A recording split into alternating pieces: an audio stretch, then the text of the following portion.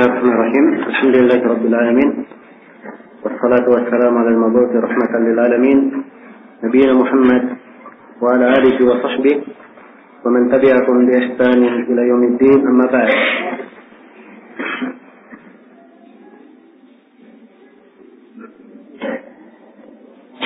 Ini majelis yang kedua dari pembahasan kita mengkaji kitab Al-Waraqat fi Ushulil Fiqh karya Abul Ma'ali Al-Juwaini rahimahullah. Pada pertemuan yang kedua ini insyaallah taala kita akan membaca pendahuluan penulis, dan secara umum di dalam pendahuluan penulis ini secara garis besar terdapat beberapa pendahuluan, kemudian terdapat definisi-definisi, dan terdapat penjelasan global dari penulis tentang cakupan materi usul fikih yang beliau akan terangkan. Iya. Dan untuk pelajaran di malam ini, lihat waktu, mungkin saya akan menerangkan beberapa hal dari pendahuluan. Yang pertama berkaitan dengan pensifatan kitab ini oleh beliau. Kemudian yang kedua, saya akan memberikan definisi tentang definisi al-usul yang merupakan jamak dari asal. Kemudian yang ketiga, saya akan memberikan definisi tentang kata al-fiqh, kata al-fiqh. Kemudian yang keempat, saya akan jelaskan tentang definisi al-ahkam dan pembagiannya. Kemudian yang kelima, saya akan menjelaskan tentang pembagian ahkam menjadi dua, ahkam taklifiyah dan ahkam wad'iyah. Kemudian yang ketiga atau yang ketujuh, saya akan menjelaskan atau yang keenam ya. Baik, bismillah. Ya, yang keenam.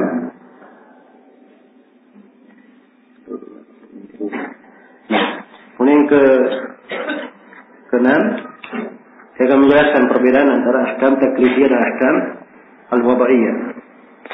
Baik. Dan mungkin ada juga saya masukkan sebelumnya di pembahasan yang skala fikih, walaupun penulis akan membahasnya nanti, tapi perlu diisyaratkan tentang definisi usul fikih kalau digabungkan, dan perbedaan antara qawaid al-usuliyah dan al-qawaid al-fiqhiyah. Ini secara global mungkin yang bisa dibahas malam ini. Kalau masih ada waktu, kita akan mulai masuk menjelaskan tentang ahkam taklifiyah nanti. Baik, kita mulai membaca buku dari penulis. Bismillahirrahmanirrahim. Hadhihi waraqatun tashtamilu ala ma'rifati usulin min usulil fiqh.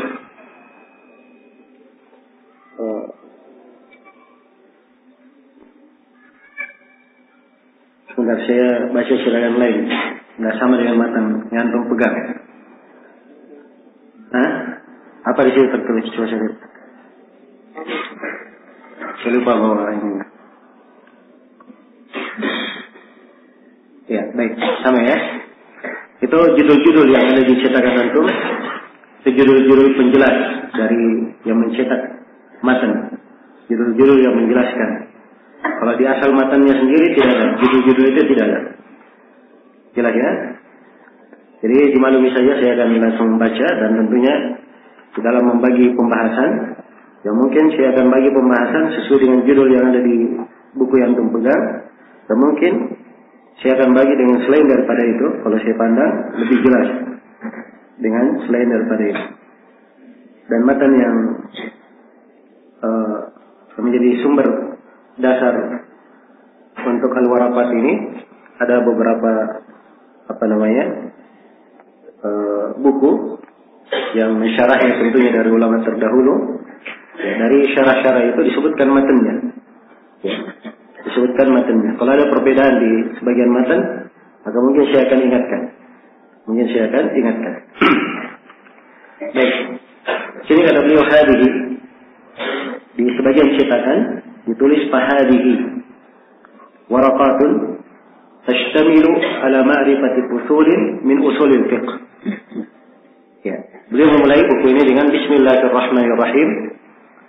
sebagaimana kebiasaan para penulis, mereka memulai buku-bukunya dengan Bismillahirrahmanirrahim. Dan hal ini mereka lakukan karena mencontoh Al-Quranul Karim, yang Al-Quranul Karim dimulai dengan basmalah. Dan juga pada setiap surah dari Al-Quran, kecuali surat Taubah, dimulai dengan basmalah. Dan juga mereka mengikuti contoh dari Nabi SAW, di mana beliau pada surat-suratnya beliau memulai dengan Bismillahirrahmanirrahim. Ini kebiasaan dari para ulama berjalan, ya, tidak ada pengingkaran di dalamnya. Nah, kata beliau, hadhihi waraqatun. Ini adalah waraqat. Ya, kalimat ini saya sudah terangkannya kemarin di pendahuluan Qawaid Ibn Abi Hadi, bahwa kalimat ini ada dua kemungkinan. Kemungkinan yang pertama, bukunya belum ditulis oleh penulis, tapi apa yang beliau akan tulis sudah ada di benaknya. Maka beliau katakan ini berarti apa yang akan beliau tulis. Ini kemungkinan yang pertama. Dan kemungkinan yang kedua, buku sudah siap, sudah jadi bukunya. Setelah jadi, baru beliau bikin pendahuluannya. Ini adalah apa? Waraqat. Jelas ya? Baik. Kata penulis rahimahullah, hadihi waraqat. Ini adalah waraqat. Waraqat jama' dari apa? Jama' dari waraqah. Dan waraqah itu artinya apa? Kertas. Jadi kalau dikatakan waraqat, lembaran-lembaran kertas. Nah, namun waraqat ini dia adalah jama' muannats salim. Jama' muannats salim, sebagaimana yang dimaklumi. Dan jama' itu di dalam ilmu nahwu terbagi dua. Ada jama' qillah dan ada jama' kasrah. Ada jama' untuk menunjukkan banyak, dan ada jama', kata jama' juga tapi untuk sedikit. Dan ini menurut Sibawai, waraqat adalah jama' yang menunjukkan apa? Sedikit. Dan sedikit itu dari 3 sampai 10. Karena memang dia lembaran-lembaran kertasnya hanya sedikit saja. Hanya berapa? Nah, mungkin kalau ditulis bisa 3 sampai 10 kalau tulisan tangan biasa. Jelas ya? Dan dimaklumi ya sedikit. Waraqat yang disebut oleh penulis di sini. Baik. Kata beliau, hadhihi waraqat. Ini adalah waraqat. Lembaran-lembaran kertas. Ya, dan mungkin hakikatnya begitu yang beliau tulis, lembaran-lembaran hanya sedikit. Dan mungkin beliau membahasakan dengan kalimat waraqat. Beliau ingin membahasakan apa? Yang beliau tulis ini sedikit, bukan hal yang apa? Yang banyak. Ya, karena itu di sebagian cetakan ada tambahannya. Hadhihi waraqatun qalilah. Ini adalah lembaran-lembaran yang apa? Ya, qalilah.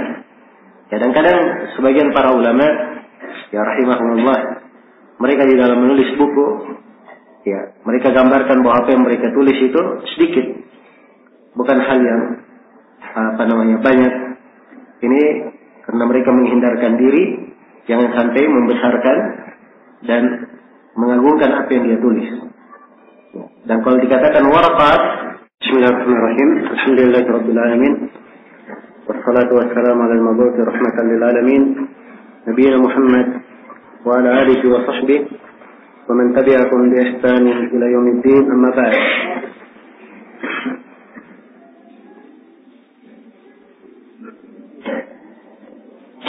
Ini majelis yang kedua dari pembahasan kita mengkaji kitab Al-Waraqat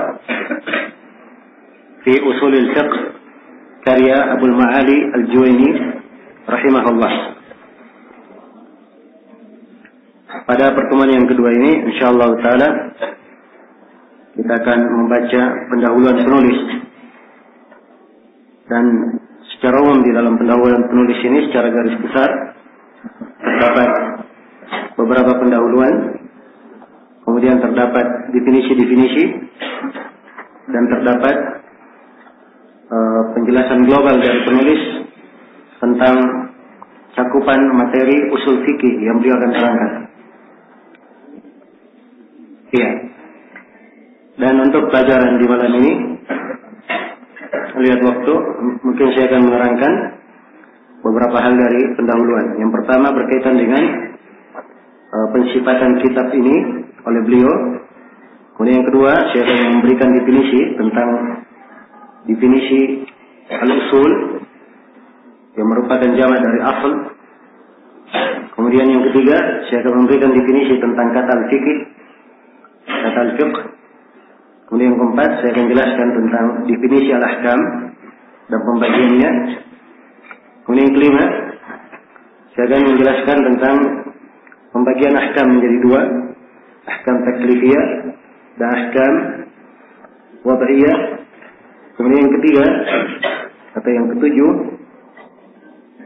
saya akan menjelaskan atau yang keenam ya.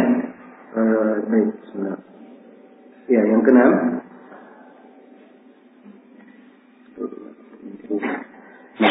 Kemudian yang keenam, saya akan menjelaskan perbedaan antara ahkam taklifiyah dan ahkam al-wad'iyah. Baik. Dan mungkin ada juga saya masukkan sebelumnya di pembahasan yang setelah fikih, walaupun penulis akan membahasnya nanti, saya perlu diisyaratkan tentang definisi usul fikih kalau digabungkan dan perbedaan antara qawaid al-usuliyah dan al-qawaid al-fiqhiyah.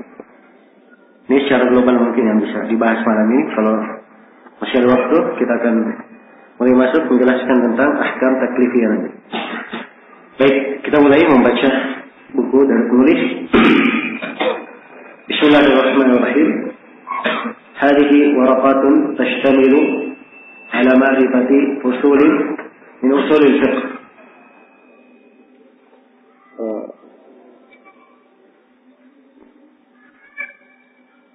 Sebentar, saya baca secara yang lain. Nggak sama dengan matan yang antum pegang. Hah? Apa di sini tertulis? Coba saya lihat. Saya lupa bahwa ini. Ya, baik. Sama ya. Itu judul-judul yang ada di cetakan antum. Itu judul-judul penjelas dari yang mencetak matan. Judul-judul yang menjelaskan. Kalau di asal matannya sendiri tidak ada. Judul-judul itu tidak ada. Jelas ya? Jadi dimaklumi saja saya akan langsung membaca dan tentunya di dalam membagi pembahasan, yang mungkin saya akan bagi pembahasan sesuai dengan judul yang ada di buku yang antum pegang, dan mungkin saya akan bagi dengan selain daripada itu, kalau saya pandang lebih jelas dengan selain daripada itu.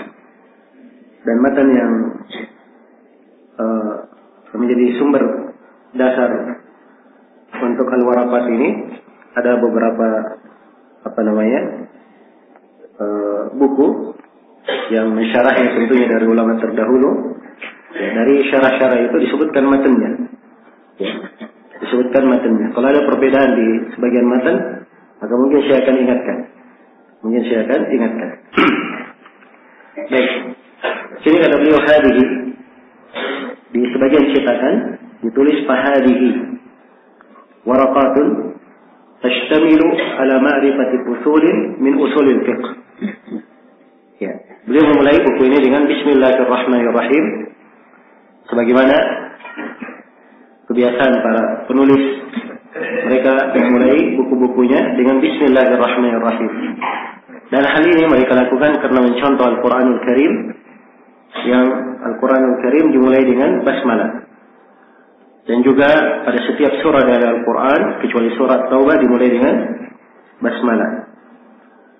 Dan juga mereka mengikuti contoh dari Nabi SAW, di mana beliau pada surat-suratnya beliau memulai dengan Bismillahirrahmanirrahim.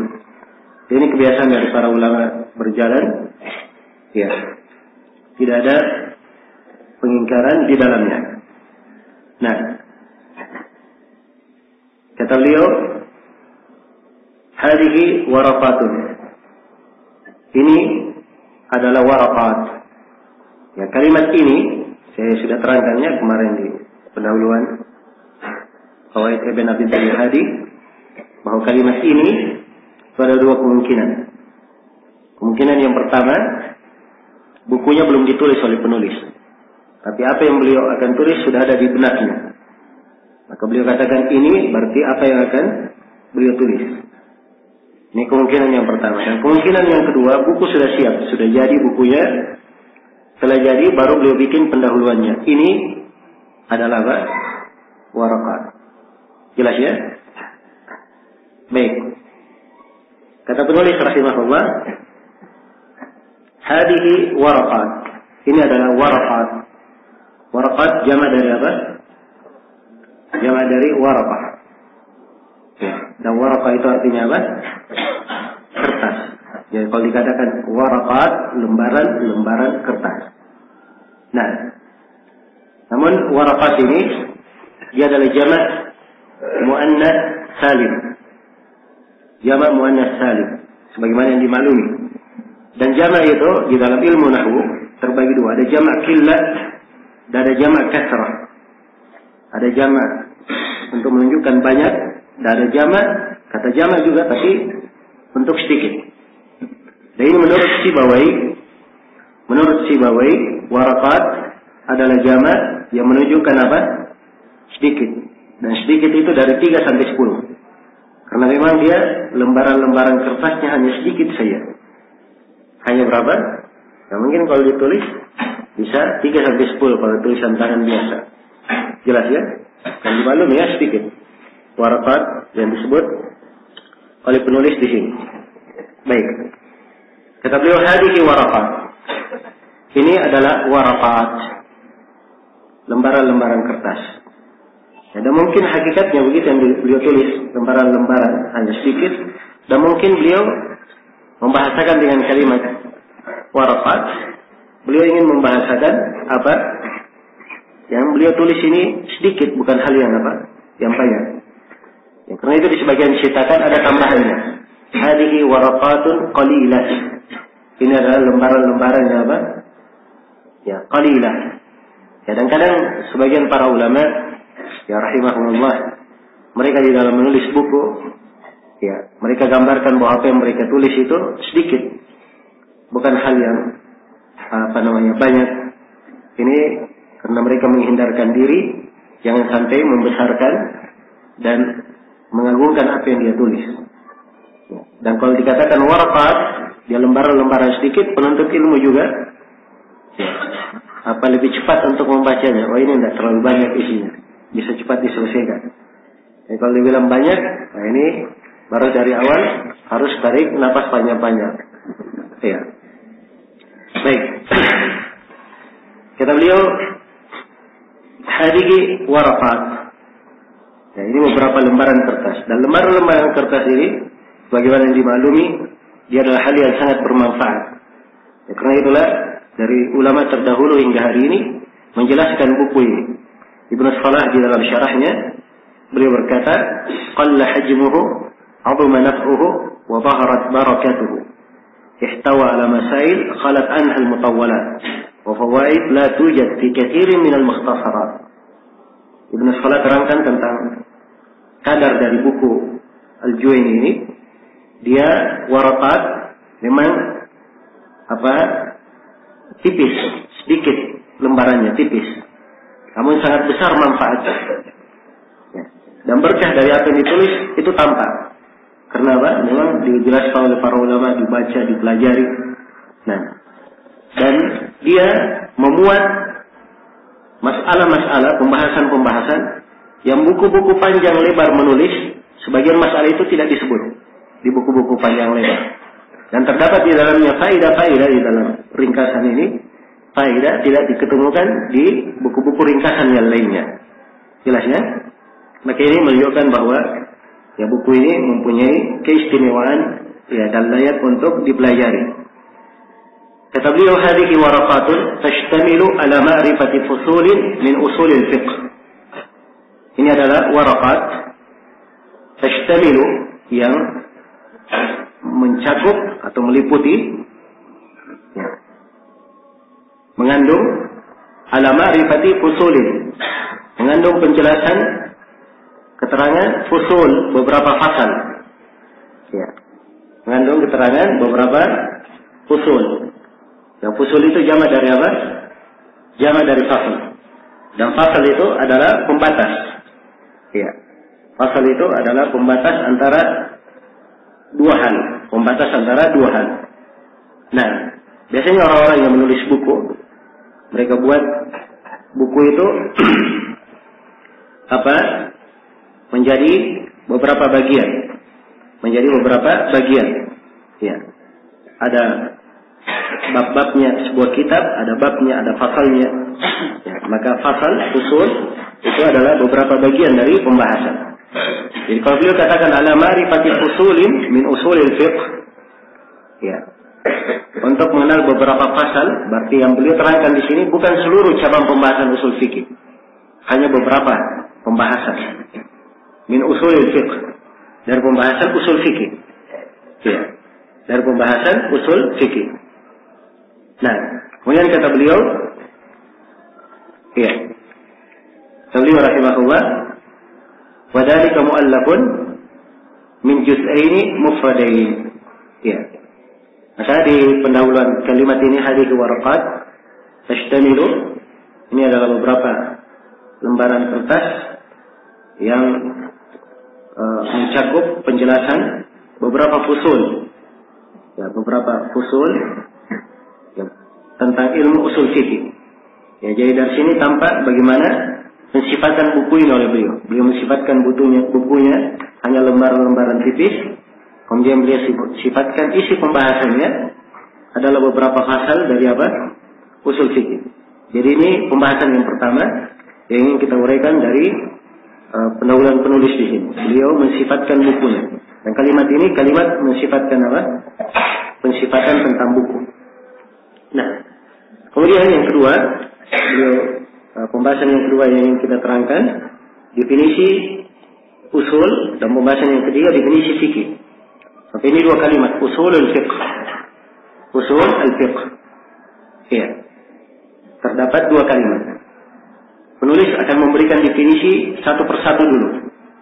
Untuk dilihat pada dua kalimatnya. Diberi definisi usul, beliau akan terangkan definisi usul, dan beliau akan terangkan definisi definisi fikih. Nah, setelah itu nanti, setelah berjalan, beliau terangkan beberapa pendahuluan. Di akhirnya beliau akan terangkan definisi usulul fiqh secara secara keseluruhan. Ya, kata beliau, wadhalika mu'allafun min juz'aini mufradaini. Wadhalika mu'allafun min juz'aini mufradaini. Ya, dan ini pembahasan terkumpul dari dua bagian, juz'ain mufradain.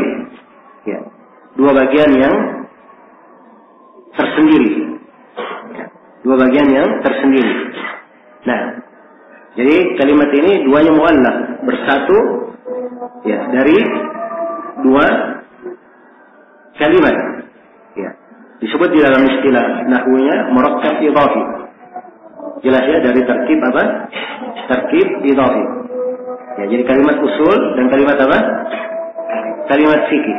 Ada usul disandarkan kepada fikih, dua kalimat bersambung. Namun di sini penulis akan memberikan dua definisi. Definisi yang pertama, definisi dilihat kepada dua kalimatnya. Ya, beliau akan beri definisi apa itu usul. Yang kedua beliau diberi definisi apa itu fikih.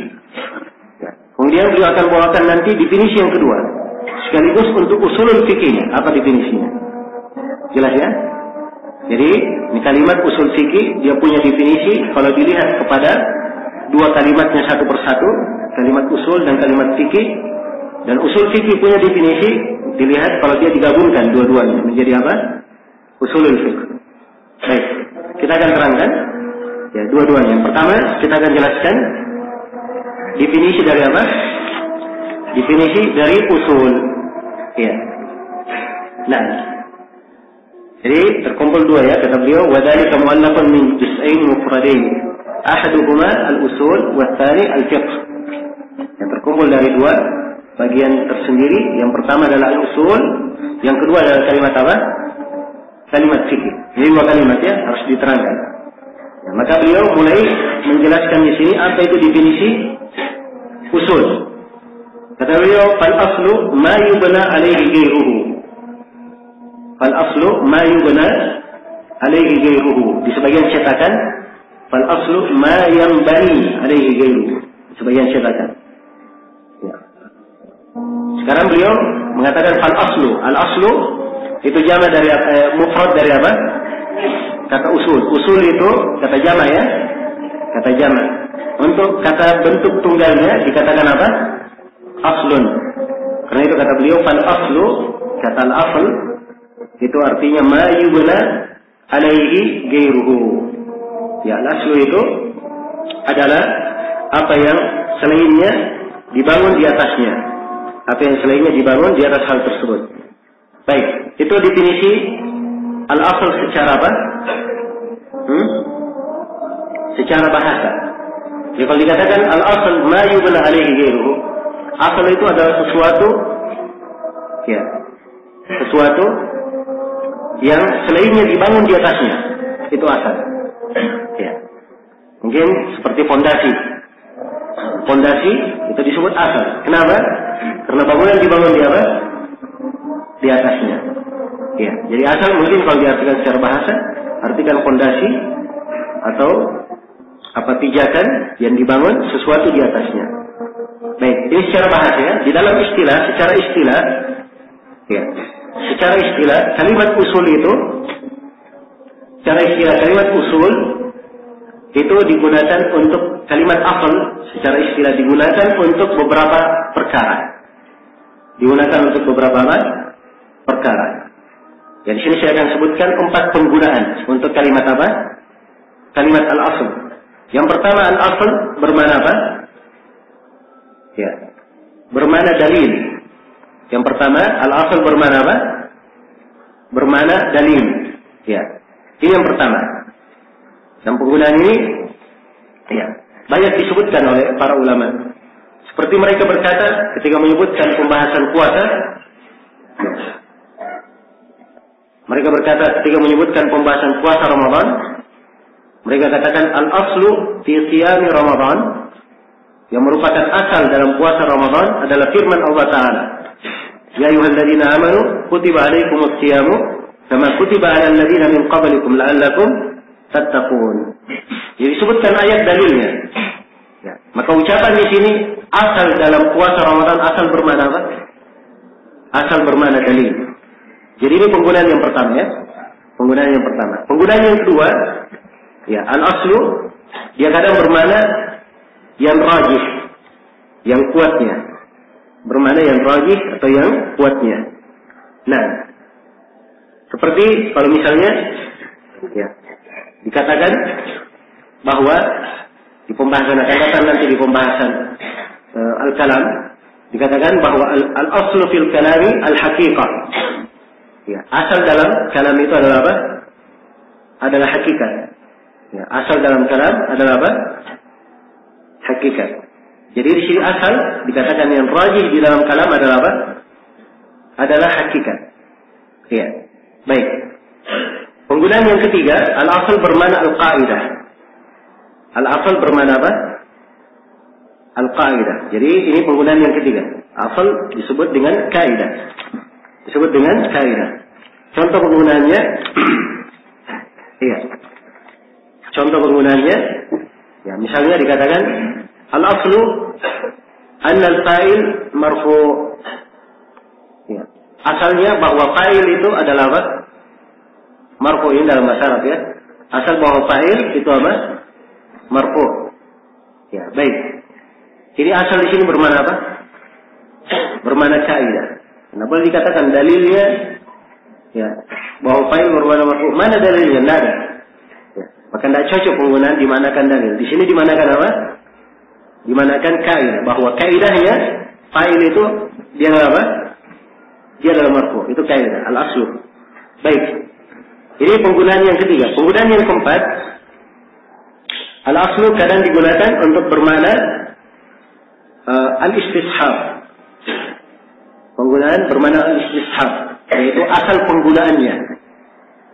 Asal penggunaannya atau dasarnya yang biasanya dipakai. Itu istishab. Jelas ya? Seperti ucapan para ulama fikih, ya, al-aslu fil asya al-ibahah. Asal dalam perkara-perkara itu adalah apa? Adalah boleh. Ya. Al-aslu fil bai' adalah apa? Adalah al-hil. Asal dalam transaksi jual beli adalah apa? Adalah halal. Jadi kalau dikatakan asal di sini, al-aslu di sini bermakna biasanya, dasarnya begitu. Ya. Biasanya, dasarnya dia adalah apa? Halal, dia adalah diperbolehkan. Demikian. Ini 4 makna asal. Secara apa? Secara istilah. 4 makna asal secara istilah. Nah, dan kadang digunakan juga al-aslu bermakna yang dikiaskan padanya. Ya, yang dikiaskan padanya. Al-makis alaihi. Al-makis alaihi. Sesuatu yang dikiaskan padanya, ya. Maka itu dikatakan al-asl. Ya. Jelas ya, dikatakan al-asl. Dan ini akan datang nanti di pembahasan kias. Di mana kias itu punya 4 rukun. Salah satu rukunnya adalah al-makis alaihi. Dan makis alaihi ini disebut asl. Disebut apa? Disebut asl. Nanti kita akan jelaskan di situ ya. Ini penggunaan yang kelima.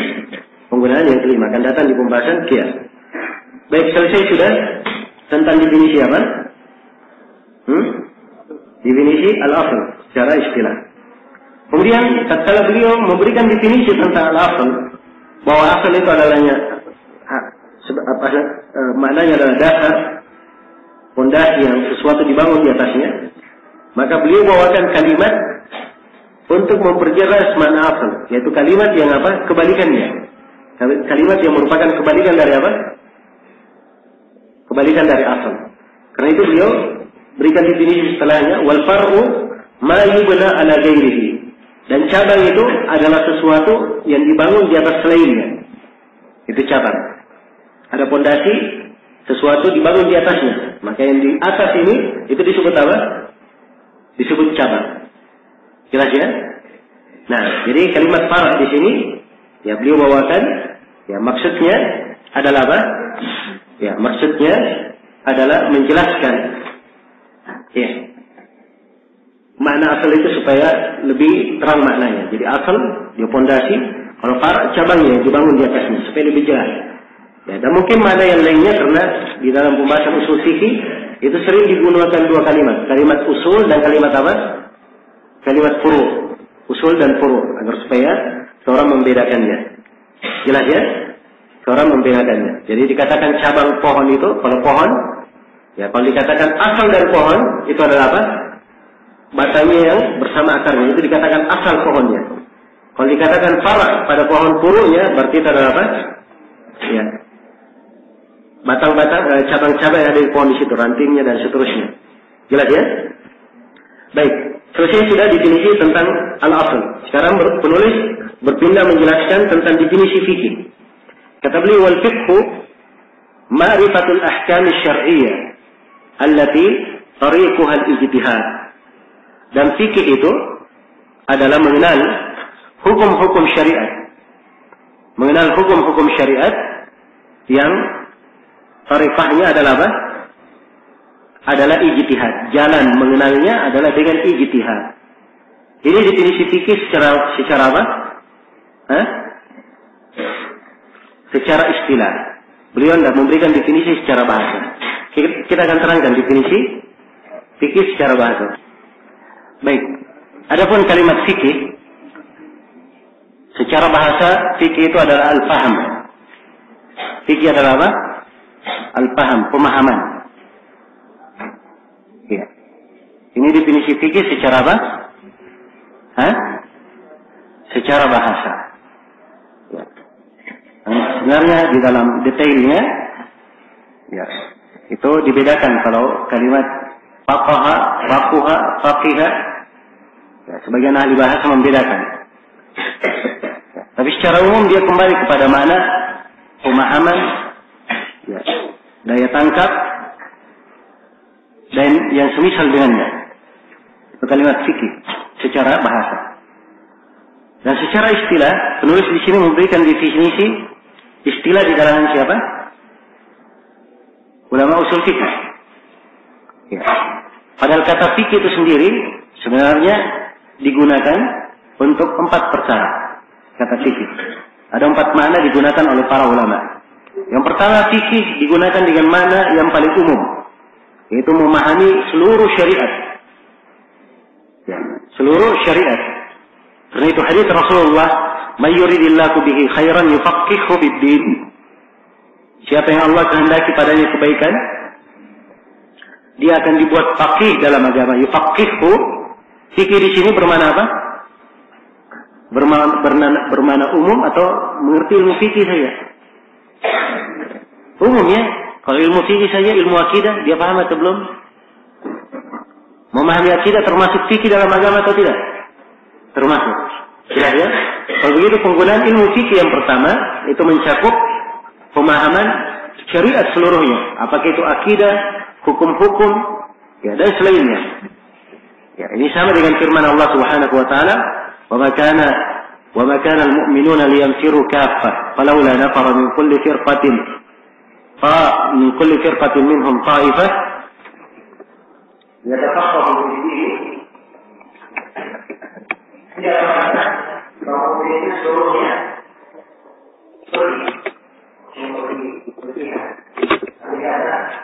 setiap dari kami mereka ada satu kali, satu kelompok. Satu bangsa. Dia adalah orang muslim.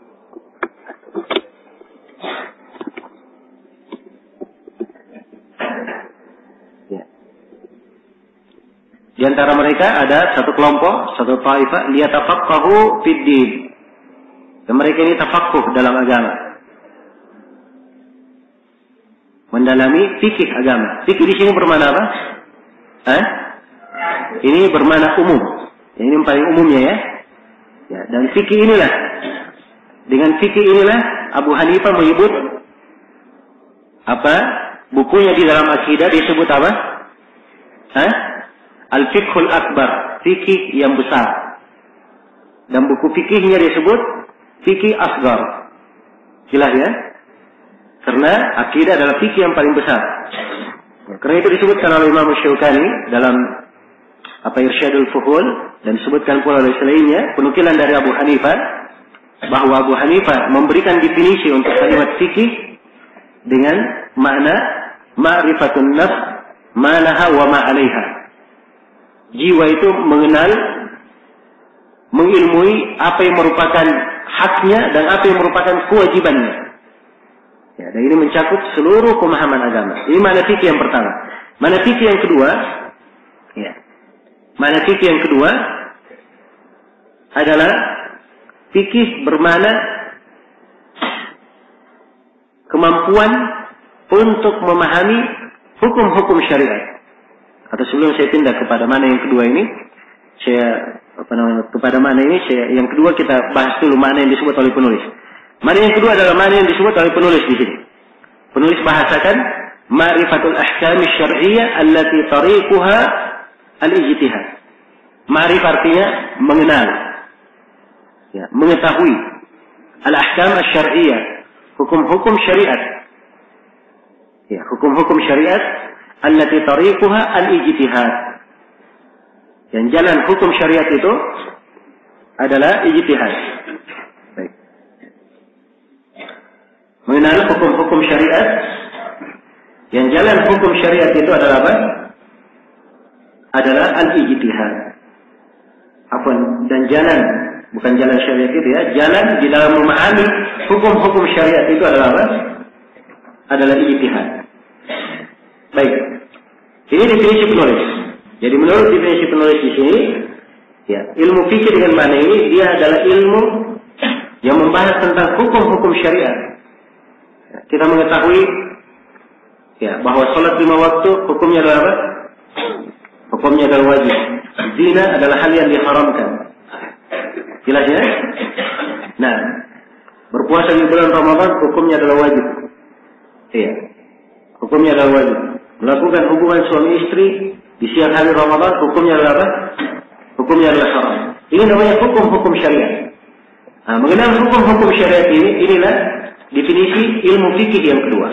Yang disebut di sini oleh siapa? Oleh penulis. Jelas ya? Kemudian yang ketiga, Ada yang mendefinisikan fikih bahwa fikih itu, ada yang memandangkan fikih bahwa fikih adalah kemampuan untuk memahami apa? Memahami hukum-hukum syariat. Ya, jadi digunakan untuk kemampuannya. Karena itu dikatakan bahwa si fulan itu punya fikih dalam agama. Artinya dia punya kemampuan untuk apa? Untuk memahami hukum-hukum syariat. Untuk memahami hukum-hukum syariat. Ini 3 penggunaan yang paling masyhur di kalangan para ulama. Dan ada penggunaan yang keempat. Ya, ini digunakan oleh Ar-Razi. Ya. Dan dia menyelisih kebanyakan ulama. Dia kalau fikih itu menurut dia itu adalah hukum-hukum yang berkaitan dengan dhanniyah. Hukum amaliyah yang berkaitan dengan dhanniyah. Jelas ya? Ya, bukan hal yang meyakinkan. Tapi dibangun di atas dhann. Nah, karena mereka menganggap yang qat'i itu hanya di pembahasan akidah. Kalau fikih dia sifatnya apa? Dhanni. Ini apa definisi yang digunakan oleh Ar-Razi tidak dipakai. Yang dipakai adalah 3 yang kita sebutkan tadi. Iya. Yang mempunyai makna dan biasanya digunakan oleh para ulama. Baik. Karena itulah ya sekarang jelas. Kalau seorang berkata dia belajar ilmu fikih, ya, ternyata yang dia pelajari dalam fikih hanya fikih ibadah, ya, masuk berudu, sholat, puasa, ya, zakat, haji, jihad. Dia belajar fikih nikah, fikih muamalah, fikih hudud, ya, fikih qada dan seterusnya. Maka ini fikih betul. Tapi fikih tidak terbatas pada apa? Pada ini saja. Buku fikih ini khusus berkaitan dengan hukum-hukum apa? Hukum-hukum syariat. Ya, adapun kata fikih itu sendiri yang lebih umum, fikih masuk juga di dalamnya pembahasan apa? Pembahasan akidah. Ya. Baik. Selesai sudah di sini, saya terangkan makna dari kalimat fikih. Ya. Kemudian penulis rahimahullah taala di sini berkata, setelah beliau menjelaskan, atau saya baca kembali definisi penulis supaya kita lebih detailkan. Kata beliau, al-fiqh wal fiqhu ma'rifatul ahkam asy-syar'iyyah. Dan fikih itu adalah mengenal ahkam asy-syar'iyyah. Dia mengenal hukum-hukum syariat. Nah, itu dari contohnya ya, disebut. Dia mengenal bahwa salat 5 waktu hukumnya apa? Wajib.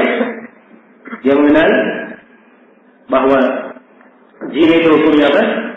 Haram. Ini ahkam asy-syar'iyyah. Ya, kalimat ahkam itu jamak dari apa? Jamak dari hukum. Jamak dari hukum. Ya. Dan hukum itu secara bahasa, kalimat hukum secara bahasa artinya apa? Artinya al-mana.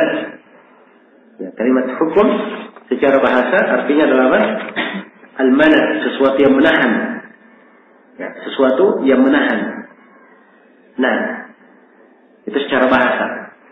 Karena itu dikatakan pada qada, dia dikatakan hukum. Sebab keputusan qadi itu apa? Itu menahan, yang harus diterima. Menahan seluruh yang lainnya. Sama dengan orang yang bijaksana, dia dikatakan apa? Hakim. Dia dikatakan apa? Hakim. Kenapa dikatakan hakim? Karena asalnya dia menahan dia untuk melakukan hal yang tidak baik. Ya. Jadi kalimat hukum asalnya bermakna apa? Bermakna menahan. Bermakna menahan. Ya. Ini kalimat hukum. Ya. Secara bahasa. Secara bahasa. Ya. Dan secara istilah hukum itu, ya, secara istilah hukum artinya, ya kita belum bahas ya. Ini kalimat hukum saja yang kita bahas. Kita tidak bahas hukum syar'iyyah. Kita bahas kalimat hukumnya saja. Hukum secara bahasa itu adalah isbatu amrin li amrin aw nafyihi anhu. Dia menetapkan sebuah perkara ini untuk suatu hal atau menafikannya dari suatu hal. Itu hukum namanya. Ya. Ini hukum secara istilah. Dan hukum itu ada 4 macam. Hukum ada berapa? Ada 4 macam. Ya. Yang pertama ada namanya hukum akli, berkaitan hukum akal. Ya. Yang kedua ada namanya hukum hissi. Ya. Hukum yang diketahui dengan panca indera. Dan ada namanya hukum adi, hukum kebiasaan. Hukum kebiasaan. Dan yang keempat ada namanya hukum syar'i. Hukum syar'i. Dan pembahasan kita hukum apa? Hukum syar'i. Ya, saya kasih definisi dulu. Hukum akli itu hukum yang diterapkan secara akal. Contoh misalnya, satu itu adalah 1/2 dari 2. Benar atau tidak? Benar. Ya, antum boleh tanya sama saya apa dalilnya? Hah? Apa ayat dan hadis yang menunjukkan dalilnya? Ya, sebab ini hukum akal semuanya apa? Menerimanya. Ya, menerimanya. Jelas ya? Ya. Dan hukum akal sebagian itu adalah 1/2 dari seluruhnya. Benar atau tidak? Kan tidak mungkin seluruh itu, tidak mungkin sebagian itu penuh. Sebagian ini dari mana diambilnya? Dari seluruh. Ya, dan ini hukum akal ditetapkan. Ya, baik. Ini contoh hukum akal. Ada hukum hissi. Ya. Contohnya, api itu adalah panas. Ya. Ini hukum benar atau tidak? Hah? Benar. Apa dalilnya? Hah? Ya, coba ya bakarkannya. Ini dipahami ya dengan apa? Kita merasa, ya. Kita merasa, oh dia panas. Jadi hukum apa? Hissi. Baik. Hukum yang berkaitan dengan kebiasaan. Nah, ya. Kebiasaan, ya biasanya setelah ada petir, guntur, mendung, biasanya apa? Biasanya turun hujan. Itu biasanya. Ini hukum apa? Hukum kebiasaan. Ya, biasanya orang yang makan cabai 1 liter, biasanya apa? Ya, biasanya mencret. Kan begitu? Ya, biasanya mencret. Ini hukum kebiasaan. Jadi kalau ada yang tidak mencret itu luar biasa. Luar biasa. Baik. Selesai ya. Ini tentang hukum, 3 jenis hukum lainnya. Selain dari tadi itu disebut dengan hukum apa? Hukum syar'i. Dan ini pembahasan kita di sini yang keempat tentang hukum syar'i. Tentang hukum apa? Tentang hukum syar'i. Karena itu penulis memberikan kalimat ma'rifatul ahkam asy-syar'iyyah, mengenal hukum-hukum yang disyariatkan. Jelas ya? Mengenal hukum-hukum yang disyariatkan. Baik. Kata beliau ma'rifatul ahkam asy-syar'iyyah allati tariquha al-ijtihad. Mengenal hukum-hukum syariat yang cara mengenal hukum-hukum syariat itu adalah apa? Adalah dengan ijtihad. Jadi hanya di situ tariquha, itu hanya kembali ke mana? Ke ahkam syariat atau kembali kepada ma'rifat? Kembali kepada kata ma'rifat. Ini supaya lurus pemahamannya ya. Jangan diartikan keliru. Sebab yang ada ijtihad itu adalah cara mengetahuinya. Itu ada ijtihad. Adapun hukum-hukum syar'inya itu dari ijtihad. Hukum syar'i itu dari mana datangnya? Dari Al-Quran dan dari hadis Rasulullah Sallallahu Alaihi Wasallam. Ya. Karena itulah tidak dikatakan padanya ijtihad, tapi ijtihad itu sifat untuk apa? Sifat untuk pengetahuan. Jadi mengetahui hukum-hukum syariat ini, cara mengetahuinya adalah apa? Adalah dengan ijtihad. Dengan ijtihad. Iya. Baik. Jadi inilah fikih. Karena seorang itu perlu ijtihad di dalam mengetahuinya, ya. Maka itu disebut apa? Disebut fikih secara istilah. Baik, selesai sudah pembahasan tentang definisi al-ahkam asy-syar'iyyah. Kemudian kata penulis rahimahullah dalam kelanjutan pembahasan, kata beliau rahimahullah taala, wal ahkamu sab'atun. Dan hukum-hukum itu ada 7. Ya, ini langsung beliau masuk menjelaskan pembagian hukum-hukum syariat. Ya. Wal ahkam sab'atun. Dan hukum-hukum maksudnya hukum-hukum apa? Syariah. Sab'atun, ada 7. Al-wajibu wal mandubu wal mubahu wal mahdhuru wal makruhu wal sahihu wal batil. Ya. Ini pembagiannya. Apa ini 7 itu? Kalau menyebutkan 7, beliau merinci satu persatu. Apa itu wajib, apa itu mandub, Apa itu mandub, apa itu mubah, apa itu mahdur, apa itu makruh, apa yang disebut sahih, apa yang disebut batil. Beliau rinci satu persatu. Jelas ya? Baik. Jadi sekarang beliau membagi al-ahkam syariah, beliau bagi menjadi berapa? Beliau bagi menjadi 7. Ya. Jadi ini pembagian. Ya.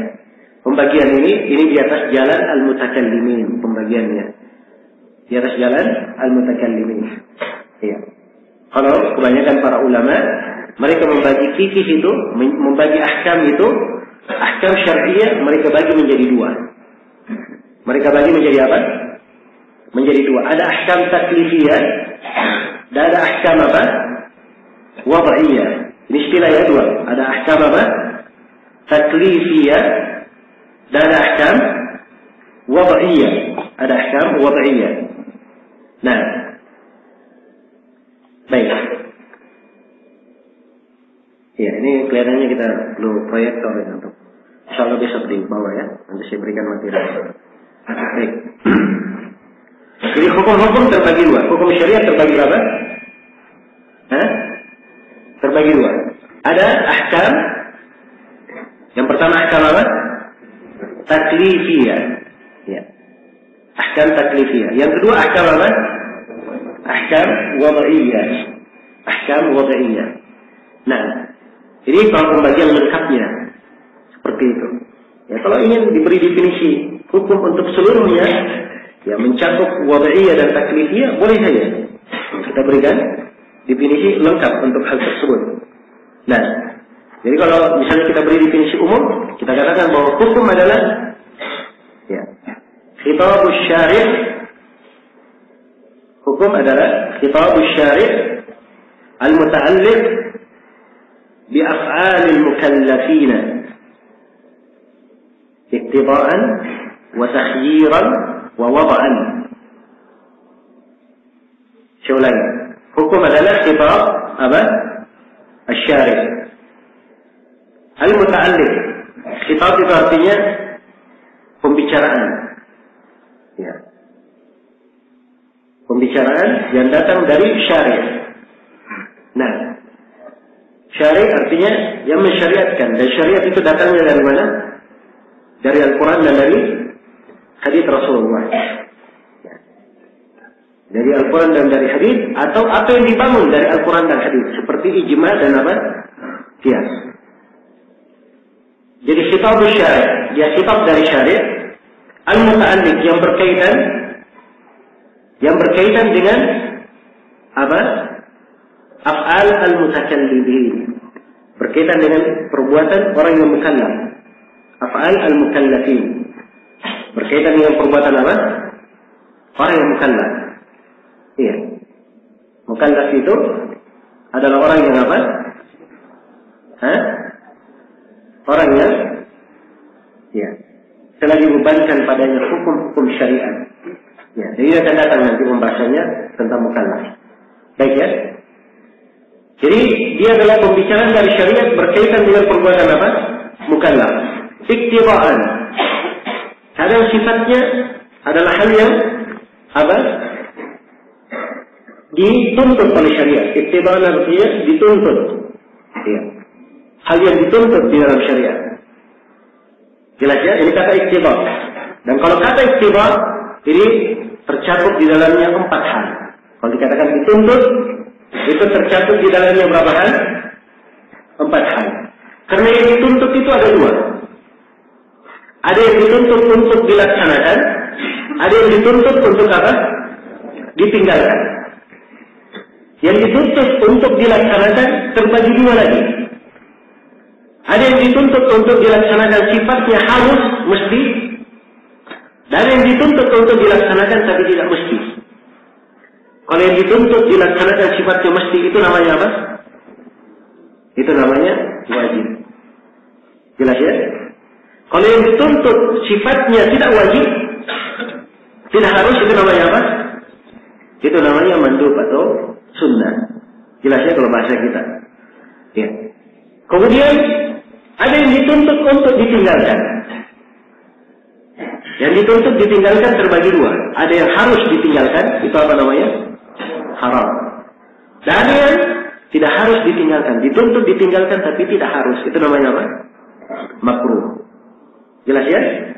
Nah, ini mana iktibaan. Ya. Kelanjutan dari definisi hukum, khitabus syari' al-muta'alliq bi af'alil mukallafin iktibaan atau takhyiran, atau takhir, pilihan. Pilihan ini apa? Ini untuk mubah. Sebab dia boleh memilih antara melakukan dan antara apa?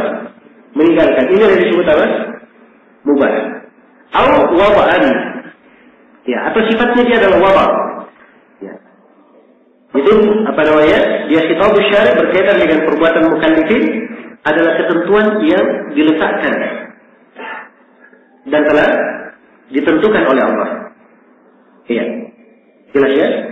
Sebab al-wabai dia sifatnya apa? Sifatnya hal yang ditetapkan, diletakkan. Ya, saya akan bedakan nanti antara taklif dan wabai. Apa perbedaannya? Saya akan bedakan. Jelas ya? Baik. Jadi ini definisi hukum. Dari definisi hukum ini kita sudah bisa memahami bahwa hukum itu terbagi berapa? Terbagi dua. Ada hukum taklifi dan ada hukum apa? Ada hukum wad'i. Ya. Kalau antum bilang hukum, tapi kalau antum bilang ahkam, maka ada ahkam taklifiyah dan ada ahkam apa? Wad'iyah. Ada ahkam taklifiyah dan ada ahkam wad'iyah. Baik. Sekarang kita akan jelaskan ya perbedaan antara ahkam wad'iyah dan ahkam apa? Taklifiyah. Ya. Baik. Sebelum saya terlalu jauh membedakan, saya ingin baca dulu ucapan penulis di sini. Supaya kita lihat ucapan penulis ini ada yang perlu dikritisi atau tidak. Kata beliau rahimahullah, wal ahkamu sab'ah. Hukum-hukum itu ada berapa? Ada 7. Ya, beliau gabungkan 7, padahal yang beliau terangkan di sini terbagi 2. Ya, beliau menjadikan hukum ini 7, padahal yang 7 ini terbagi berapa? Terbagi 2. Ini kritikan terhadap penulis. Yang masyhur di kalangan kebanyakan ulama bahwa ahkam taklifiyah itu ada 5. Itu yang masyhur. Hukum-hukum taklifiyah ada berapa? Ada 5 di kalangan kebanyakan ulama. Yang pertama, hukum taklifi adalah al-wujub. Al-wujub. Yang kedua adalah an-nadab. Ya. Ingat ya, saya tidak pakai bahasa penulis. Penulis pakai kata apa? Al-wajib. Pakai kata apa? Al-mandub. Ya, saya tidak pakai bahasanya. Karena ini saya akan terangkan ada penggunaan bahasa yang lebih bagus. Yaitu bahasa al-wujub. Yang pertama. Yang kedua, an-nadab. Yang ketiga, al-ibahah. Ya. Yang keempat, al-karahah. Dan yang kelima adalah apa? Al-hadar. Yang kelima adalah al-hadar.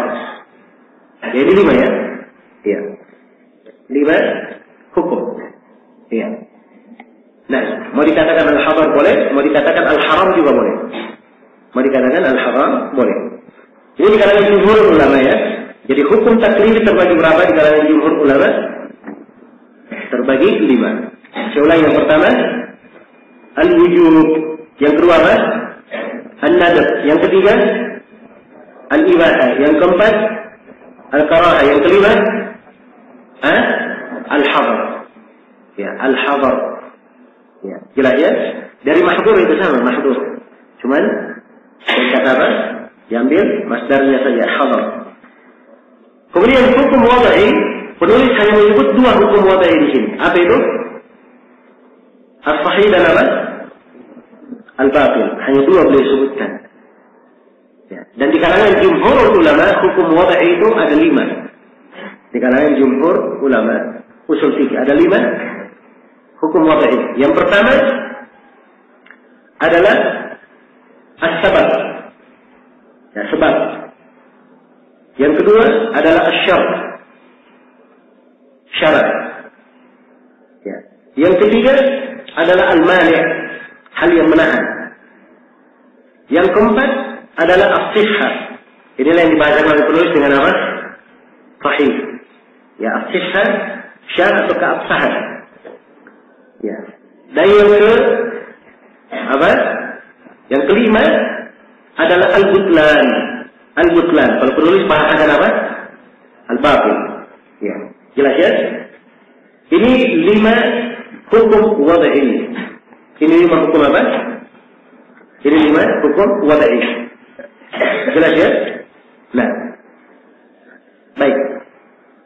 Ya, dan harus dibedakan antara ahkam taklifiyah dan ahkam apa? Wad'iyah, berbeda. Ya, akan datang nanti saya bedakan. Ya, karena taklifiyah itu sifatnya dia dituntut atau dikasih pilihan, itu taklifiyah. Tapi kalau wad'i dia sifatnya apa? Ya, dia ini tidak khusus untuk mukallaf. Ya, tidak khusus untuk mukallaf. Nah, saya ganti bahasanya. Dia di dalamnya tidak ada bentuk taklif seperti menuntut dan diberi pilihan. Tapi dia adalah hukum yang Allah tetapkan sebagai tanda hukum. Diikat antara dua perkara. Ya, nanti akan saya terangkan ya. Anak kecil dia boleh puasa, wajib puasa. Anak kecil, tidak wajib puasa anak kecil. Iya. Anak kecil, ya dia wajib sholat. Jawabannya belum wajib. Kalau dia masih kecil. Ini hukum apa namanya? Hukum taklifi. Hukum taklifi. Ya. Jadi anak kecil tidak kena hukum karena belum apa? Kalau belum mukallaf. Tapi coba anak kecil, ya, dia lempar orang pakai batu sampai mati. Nah, dia kena hukum atau tidak? Kena dia hukum di sini. Ya, walaupun dia masih kecil, yang menanggung siapa nanti? Ada yang menanggungnya. Jadi hukum wad'i namanya. Hukum apa? Hukum wad'i. Jadi ada perbedaan. Karena itu digabungkan sekaligus dikatakan ahkam semuanya 7. Ya ini perlu diapa? Perlu dikritisi. Nah, ya. Kemudian yang kedua yang perlu di sini. Yang kedua ini sebenarnya ya bukan hal yang kalau dikritisi ada pengaruh perbedaan hukum di belakangnya, tidak. Cuma ini pembahasan saya. Itu tadi yang ingin saya luruskan. Ini kata wajib, al-mandub, al-mubah. Kita harus diganti ya. Wajib dikatakan apa? Al-wujub. Ya. Sekarang kita ambil dalil misalnya. Aqimus salata wa aqimus salata. Dan dirikanlah salat. Ya. Di dalam ayat ini, kata ulama usul fikih, di dalam ayat ini terdapat apa? Wujubus salat atau wajibus salat. Akan dibacakan wujubus salat dan dikatakan wajibus salat. Jelas ya? Karena itu takbirnya yang paling bagus seperti yang saya sebutkan tadi. Diibaratkan dengan apa? Al-wujub, an-nadab, al-ibahah, al-hadar dan apa? Al-karahah. Ya. Dan ini sering diingatkan oleh guru kita, pakar usul fikih di masa ini, ya, Syekh Abdullah Al-Hurayyan rahimahullah ta'ala. Sering beliau sebutkan, ya, di banyak kesempatan bahwa harusnya bahasanya diganti seperti itu. Dikatakan al-wujub, an-nadab, al-ibahah, al-hadar dan apa? Al-karahah. Jelas sampai sini ya? Baik. Ini kritikan yang ketiga. Jadi ada 3 kritikan di sini terhadap penulis. Yang pertama, hukum dia bagi berapa? Hukum langsung dia katakan terbagi 7. Ya, harusnya dibagi 2. Kritikan yang pertama. Kritikan yang kedua, hukum untuk ahkam wad'iyah beliau hanya menyebutkan berapa? 2 saja. Harusnya semuanya berapa? Ada 5. Kemudian yang ketiga, itu tadi yang saya terangkan. Ya, tentang masalah penggunaan yang baiknya digunakan al-wujub, al-nadab, al-ibahah, ya, al-hadar dan apa? Al-karah. Ya, demikian pula dalam as-sahih dan al-batil dikatakan as-sihah wal butlan, as-sabab, as-syar dan apa? Al-mani'. Baik. Selesai sudah tentang penjelasan ahkam syar'iyyah dan ahkam wad'iyah. Untuk kelengkapan pembahasan, saya di sini akan memberikan perbedaan-perbedaan antara ahkam taklifiyah dan ahkam apa? Wad'iyah. Apa perbedaannya? Perbedaan yang pertama, ya. Perbedaan yang pertama. Ahkam taklifiyah, hukum taklifi itu berkaitan dengan kemampuan mukallaf. Berkaitan dengan apa? Ya, disyaratkan pada taklifi kemampuan apa? mukallaf. Ya. Karena itu diwajibkan dia puasa. Wajib hukum taklif atau wad'i? Sekarang wujub taklifi atau wad'i? Taklifi. Dia kena wujub asyam, kewajiban puasa. Jelas ya? Disyaratkan kemampuan untuk dia wajib berpuasa. Sebab ini ahkam apa? Ahkam taklifi. Berbeda dengan ahkam wad'i. Berbeda dengan ahkam wad'i. Syarat salat masuknya waktu. Masuknya waktu ada keterkaitan dengan kemampuan? Masuknya waktu. Ini tidak ada keterkaitannya. Jelas ya? Syarat salat dia menutup aurat. Ya. Ada terkaitan dengan kemampuan? Tidak ada keterkaitan dengan kemampuan. Jelas ya? Baik. Jadi ini disebut dengan apa? Hukum wad'i, dibedakan. Ya. Nah, dibedakan. Jadi kalau hukum taklifi itu disyaratkan kemampuan si mukallaf. Kalau hukum taklif. Kalau hukum wad'i tidak disyaratkan kemampuan. Karena itu hukum taklifi kadang dia mampu, kadang dia tidak mampu. Itu hukum taklifi. Hukum wad'i tidak disyaratkan padanya kemampuan. Karena itu hukum wad'i kadang dia mampu dan kadang apa? Dia tidak mampu. Jelasnya perbedaan yang pertama. Perbedaan yang kedua, ya. Nah, perbedaan yang kedua, hukum taklifi itu berkaitan ya, dengan perbuatan mukallaf saja. Mukallaf yang terpenuhi padanya syurut at-taklif, syarat-syarat dia sebagai mukallaf. Ya. Syarat-syarat dia sebagai apa? Sebagai mukallaf. Ya, dia adalah seorang yang akil, baligh, apalagi muslim, apalagi dan rasyid. Itu kan mukallaf ya. Jika adalah dia mukallaf. Baik. Apabila dia dikatakan mukallaf, ya, terpenuhi syarat padanya syarat taklif, maka hukum-hukum taklifi ini kaitannya dengan mukallaf. Saja yang terpenuhi padanya apa? Syarat-syarat taklif. Tapi kalau hukum wad'i, ya, hukum wad'i itu berkaitan dengan mukallaf dan berkaitan dengan selain mukallaf. Berkaitan dengan selain apa? Mukallaf. Ya, tadi saya beri contoh ya. Masih ingat contohnya? Anak kecil, ya. Saya beri contoh lain. Anak kecil, dia menjadi sebab sesuatu itu rusak. Anak kecil dia lempar rumah orang. Pecah kacanya. Pecah kacanya. Oh, jangan dikatakan, oh ini anak, dia belum paham apa-apa. Kaca pecah ini, tidak usah diganti. Ini hukum apa ini? Hukum taklifi di sini atau hukum wad'i? Hukum wad'i, sebab begitu anak ini memecahkan kaca, yang menanggungnya adalah siapa? Orang tuanya yang menanggungnya. Oke, jelas ya? Jadi hukum wad'i, dia tidak harus mukallaf. Mungkin pada mukallaf, mungkin pada selain apa? Mukallaf. Ini perbedaan yang kedua. Perbedaan yang ketiga, ya, perbedaan yang ketiga. Kalau hukum taklifi, dia adalah khitab, pembicaraan, apakah diminta melakukan perbuatan, atau diminta meninggalkan larangan, atau diberi pilihan antara keduanya. Berbeda dengan hukum wad'i, tidak ada permintaan di situ di hukum wad'i, tapi dia adalah pengabaran, pemberitahuan. Ini syarat, ini sebab. Kalau berbuat begini, ini syarat. Kalau berbuat begini, ini tidak syarat. Itu pengabaran namanya. Berbeda dengan apa? Hukum taklifi. Hukum taklifi sifatnya apa? Ya, perintah untuk melaksanakan, perintah untuk meninggalkan, atau diberi pilihan. Ini perbedaan yang ketiga. Perbedaan yang keempat. Nah, perbedaan yang keempat, kalau hukum taklifi itu berkaitan dengan perbuatan ya, si mukallaf secara langsung. Ya. Berkaitan dengan perbuatan dan usaha si mukallaf itu secara langsung. Berbeda dengan hukum wad'i. Hukum wad'i itu, ya, kadang ada orang-orang dibebani, ya, dengan sesuatu, namun dia tidak terkait dengan sesuatu itu. Ya, contoh, kita sudah bahas ya, Di masalah orang yang membunuh secara apa? Secara khata. Dia membunuh karena salah. Ya. Dia palu-palu di atas rumahnya. Ya. Di lantai 3, palu-palunya jatuh kena orangnya mati. Ini membunuh apa namanya? Khata ya.